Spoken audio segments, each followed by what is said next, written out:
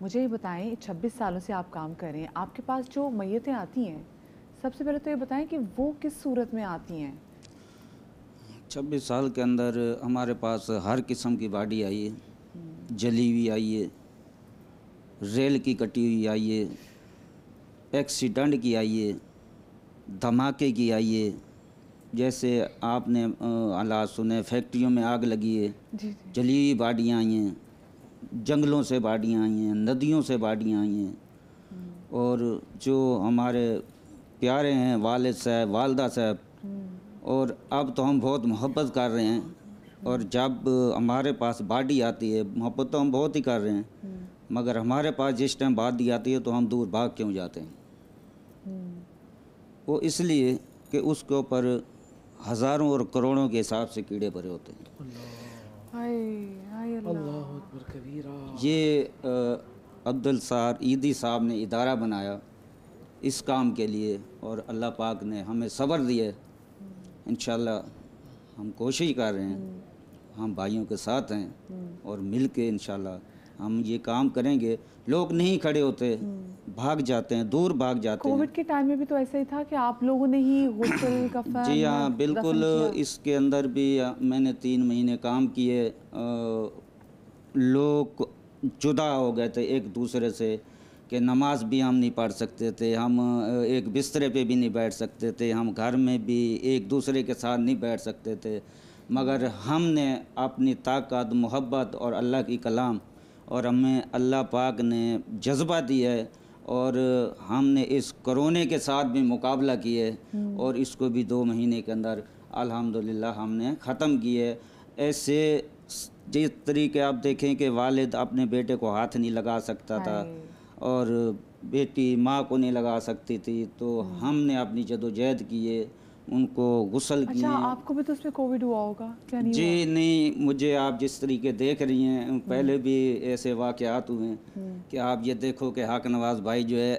غسل دے رہے، اور کوئی اس نے لباس نہیں پہنا ہوا، کوئی اس نے کسی قسم کا وہ جو وہ نہیں۔ پروڈکشن واسطے آیا تھا جی ایک بار، ہاں جیسے جی۔ میں ہوں اسی طریقے اوپن ہی میں نے غسل دیے ہیں، اور گھروں پہ بھی ہمیں بلایا غسل دیے ہیں، ہم نے خود اپنے ہاتھوں سے تیار کیے ہے، اور اپنے ہاتھوں سے دفن کیے ہے کہ 6 فٹ کا کھڈا مار دو اور یہ کر دو اور وہ کر دو، مگر یہ کہ الحمدللہ ہم لوگ نے اس چیز کو سنبھالا ہے مجھے اور بتائیں کیے۔ کب آپ کے ساتھ ایسا ہوا کہ دیکھو کہ آپ کے پاس جیسے آپ نے کہا نا کہ میت کس طریقے سے آپ تک آئی جس کو آپ نے غسل کیا ہے، کس میت کو غسل دیتے ہوئے، کیونکہ دیکھیں ہیں تو ہم انسان نہ کہ دل بہت بھر آیا اور بہت تکلیف ہوئی ہو، اور کس میت پہ آپ کو بھی خوف بہت آیا ہو؟ ہمیں خوف آتا ہے کہ اب کچھ پچھلے دنوں میں ایک ایسا میت، یہ 30 سال میں 2 واقعات میں نے دیکھے ہیں۔ پچھلے دنوں کا واقعات جو ہمارے پیش ہوا، ایک 12 پیسوں کے اندر جس طریقے انسان کو کاٹا گیا ہے، 12 پیس کیے گئے ہیں، کاٹا گیا اس کو، اور بے دردی سے اس کو کاٹا گیا ہے، ٹکڑے کیے گئے ہیں، اور پھر اس کو پھینکا گیا ہے۔ کچھ کبھی اس کا سر نہیں مل رہا، کبھی اس کا پاؤں نہیں مل رہا، تو اس کی تلاش میں ہم لگے ہوئے سر ہیں۔ کٹی کتنی میتیں آتی ہوں گی؟ جی ہاں بے عمیق، مگر یہ جو واقعات ہوا ہے یہ میری سمجھ سے باہر ہے کہ اس طریقے یہ مسلمان کا کام نہیں ہے کہ ایک کسائی جس طریقے بکرے کو ذبح کرتا ہے، پیس کرتا ہے، یہ ہمارا ایمان ہے کہ یہ ہم۔ کہاں سے آئی تھی میت جو آپ کے پاس جو ہے؟ یہ کراچی کی ہے، باہر کی نہیں ہے۔ میں یہ کچھ نہیں کہہ سکتا کہ یہ دشمنی تھی یا کسی نے مارا ہے، اس بارے میں کچھ نہیں کہہ سکتا۔ ہم لیکن تو جب ایسے آپ کے پاس آتی کٹی ہوئی میت تو اس کو غسل دینا کتنا مشکل ہوتا ہے؟ جی ہاں، ہمارے لیے کوئی مشکل نہیں ہے، کیوں ہم اس چیز کے اندر کھڑے ہوئے ہیں، ہم اس چیز کے عادی ہو گئے ہیں۔ جیسے ابھی حضرت صاحب بول رہے تھے، تو کچھ ایسے اچھے لوگ بھی ہوتے ہیں کہ جاتے جاتے اپنے نظارے دکھا جاتے ہیں۔ تو ایسا کوئی واقعہ ہو تو ہمارے ساتھ شیئر کریں۔ جی ہاں بالکل، واقعات تو بہت ہیں، آپ سارا دن چینل چلتا رہے گا تو واقعات نہیں ختم ہوں گے انشاءاللہ۔ لیکن میں کوئی ایک واقعہ کوشش ضرور سے، ہاں۔ جو ہمارے حدیث کی اور قرآن کی باتیں انشاءاللہ ہم وہی کریں گے، ہاں اور نہیں، اپنے۔ لیکن دیکھیں واقعات تو ہم اس لیے ہم لوگوں کے سامنے رکھنا چاہتے ہیں، وہ تو علماء کرام میں موجود جی ہاں ہے۔ بالکل، واقعات جیسے یہ نوزائیدہ بچے آتے ہیں، ہائے اب 2 بچے آ گئے جڑوا، ہائے۔ تو وہ لے کے آ گئے کہ غسل کروانا ہے۔ پھول، گلاب کے پھول، میں ان کو گلاب کے پھول بولتا ہوں، تو تو میں غسل دے رہا تھا، ایک کو غسل میں نے دیا تو ایک ہی تختے پہ رکھا ہوا تھا، تو دوسرے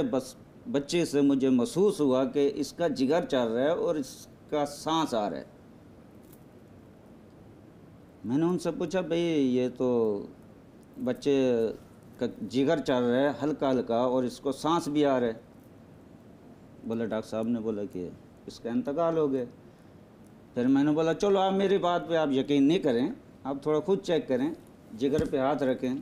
تو وہ جگر دھڑک رہا تھا، نوزائیدہ بچہ تھا چھوٹا، تو کیسے وہ ہلکا نیم گرم پانی ہوتا ہے نا، تو جب ڈالا تو اس کو تھوڑا محسوس تو ہوا، تو پھر اس کو میں نے روئی کے اندر لپیٹ کے فوری طور وہاں بھیجوا دیا ہاسپٹل، اور ایک بچے کو میں نے غسل دیا، اللہ پاک اس کو حیاتی دے کہ وہ بچہ زندہ ہو گیا۔ اور میں تو نہیں جانتا کہ اب وہ کہاں ہے کہاں نہیں ہے، کہ اللہ پاک نے اس کو عمر دے دی اور اس کے ماں باپ کو اسی حال کے اندر خوشی بھی دے دی اور غمی بھی دے دی۔ ہائے کہ ایک بیٹا واقعی ایک بیٹے کو دفن کر دیا، ایک بیٹا زندہ واپس آ گیا۔ فاروق صاحب آپ مجھے بتائیں، آپ اتنے عرصے سے یہ تدفین کے معاملات آپ کے پاس ہیں، آپ نے کیا کچھ دیکھا سارے ان سالوں میں؟ دیکھیں میت کا پروسیس ہمارے سرد خانے سے شروع ہوتا ہے۔ میت پہلے سرد خانے میں آتی ہے، وہاں پہ رکھی جاتی ہے، پھر ایک پروسیس تلاش کا چلتا ہے، ہمارے پاس ایک فنگر پرنٹ کا وہ سسٹم ہے، اس کے ذریعے ہم ورثہ کو تلاش کرتے ہیں، ورثہ مل جائے ہم کوشش کرتے ہیں، ادارہ کوشش کرتا ہے کہ میت ورثہ کے حوالے ہو جائے، وہ نامعلوم میں دفن نہ ہو۔ تو اس پروسیس میں پورا ایک ہفتہ لگ جاتا ہے۔ جب اننون نو میچ اس قسم کے معاملات سے 10 دن گزر جائیں اور کوئی دیکھنے بھی نہیں آتا میت کو، تو وہ میت پھر قبر نمبر کے ساتھ ہمارے قبرستان پہنچا دی جاتی ہے، جہاں ہم اس کو آخری رسومات کے ساتھ دفنا دیتے ہیں۔ لیکن جب ہم دفنا رہے ہوتے ہیں تو تھوڑی سی فیلنگ ضرور ہوتی ہے، ہر انسان ہے تو اس کے بھی اپنے ہوں گے، پوچھنے کیوں نہیں آئے، یا انہیں علم ہی نہیں ہے کہ ہمارا بندہ عیدی میں ہے۔ تو یہاں پر جو نا ہمارے یہاں نیچے طبقے کے جو لوگ ہیں نا، ان کو ابھی تک یہ پتہ ہی نہیں ہے کہ ویلفیئروں میں یا سرد خانوں میں میتیں رکھی جاتی ہیں، وہاں پہ جا کے چیک کریں۔ ایک بندہ مس ہو گیا ہے تو ہمارے یہاں زیادہ کر کوشش کرتے ہیں کہ وہ ہاسپٹلوں کا رخ کرتے ہیں، ہاسپٹل چلے گئے، مختصر سی ایمرجنسی چیک کی اور وہ واپس آ جاتے ہیں۔ لیکن وہ تھوڑی معلومات کرنی چاہیے کہ کہاں پر شفٹ ہوتے ہیں سارے معاملات۔ اصل میں لوگ شاید یہ سوچنا نہیں چاہتے نا کہ اگر کوئی پیارا مسنگ ہے تو کسی سرد خانے میں کسی رشتہ دار کے یہاں چلا گیا، تو اس طرح کا یہ پروسیس جو ہے نا 8-10 دن تک وہ کوئی پوچھنے نہیں آتا۔ جس دن دفنا کے میت ہمارے پاس آ جاتی ہے اور ہم اپنے قبرستان میں دفنا دیتے ہیں، اور اس کی پک جو ہے قبر نمبر کے ساتھ جب وہ فائل میں لگ جاتی ہے تو پھر آ جاتے ہیں ورثہ کہ یار یہ بندہ تو ہمارا مس تھا، 10 دن سے 15 دن سے ہم اسے ڈھونڈ رہے تھے۔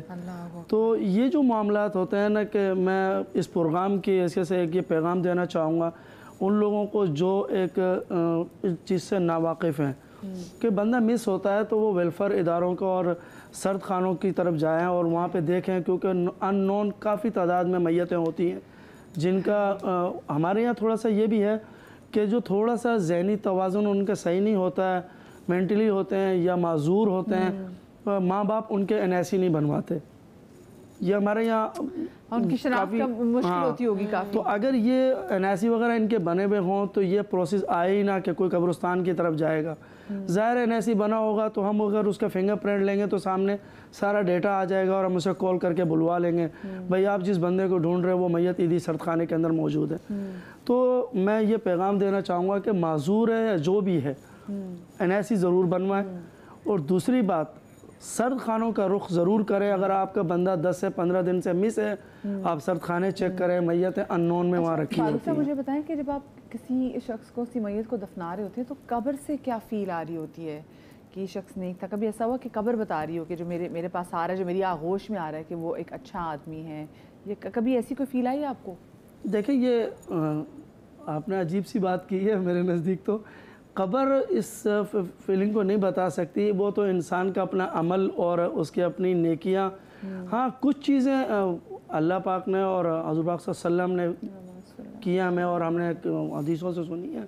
اور ہمارے سامنے علماء کرام نے ہمیں بتائی ہیں کہ کچھ چیزیں ایسی ہیں جو فیل ہوتی ہیں اور محسوس ہوتی ہیں کہ یار نہیں یہ بندہ جو ہے واقعی یار، جیسے میت کا ہلکا ہو جانا، میت سے خوشبو آنا، یا جیسے کہ یہ میت جیسے کہتے ہیں نا کہ یار ایک بزرگ بندہ ہوتا ہے نا، جیسے کہ ایک اچھے عمل کرنے والا انسان ہوتا ہے، تو وہ بہت اس کو یہ فیلنگ ہوتی ہے کہ بس مجھے جتنی جلدی ہو سکے زمین کے سپرد کر دیا جائے۔ ہم اسے روکتے ہیں، ہم کہتے ہیں نہیں یار رشتہ داروں نے آنا ہے، باہر سے فیملیز آ رہی ہے، لیکن اس وقت اس میت کی فیلنگ اس کی یہ ہوتی ہے کہ مجھے جتنی جلدی ہو سکے وہ زمین کے سپرد کر دیا تدفین بھی جلدی کر دی جائے۔ تو مجھے بتائیں کہ پھر جو قبروں کی، کیونکہ بہت سارے لوگ جب ایک بار قبروں میں دفن بھی کرتے تھے تو واپس نہیں آتے، پھر بارشیں آتی ہیں، کچھ بھی ہوتا ہے، قبریں ٹوٹ پھوٹ کا شکار بھی ہوتی ہے، آف کورس ریت ہے، مٹی ہے، سرکتی ہے تو قبر گرتی بھی ہے۔ ایسے حالات میں آپ نے کیا کچھ دیکھا ہے؟ دیکھیں ہمارے یہاں ابھی 2 سال پہلے بھی بارش ہوئی تھی، کافی تعداد میں پورا کراچی بارش سے ڈوب گیا تھا، تو اس وقت ہمارے قبرستان ایک حصہ پورا ڈیمیج ہو گیا تھا، تو اس پہ کافی ہمیں محنت کرنی پڑی، تمام قبریں دوبارہ وہ کرنی پڑی۔ تو ان میں 2-3 واقعات ہوئے تھے جن میں ہمارے جو سعد عیدی صاحب، احمد عیدی صاحب بھی موجود تھے۔ تو یہ چیزیں اچانک ایک بندہ ایک چیز سامنے آ جائے نا تو حیرت ہوتی ہے۔